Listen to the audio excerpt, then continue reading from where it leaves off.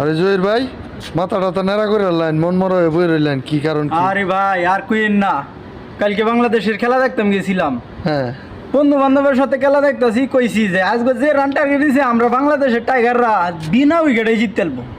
এই কথা শোনার পরে বন্ধু বান্ধবরা আমার লগে চ্যালেঞ্জ করছে যে যদি বিনা উইকেটে জিততারে হেরা বিরিয়ানি খাওয়াইবো, আর যদি না জিততারে হেরার যা মন চায় তাই করবো। এই যে দেখেন আমার মাথা এখন সিলাইয়া দিছে ভাই, কি বলেন? আমার সিলাইয়া দিছে, আমার সর্বনাশ করে আলছে শেষ পর্যন্ত যে হেরা আমারে কি করছে ভাই। তাহলে আপনি কইেন এরকম না। একটা টিম নিয়ে এত বড় কনফিডেন্স কিভাবে আমরা তো দেন? টাইগারের দল, আমরা বাঘ না ভাই, আমরা রয়্যাল বেঙ্গল টাইগার। আমরা তো- মাঝে মধ্যে যে আমরা বিলাইয়ের মতো মিউ মিউ মিউ করি, এটা তো জানি না ভাই।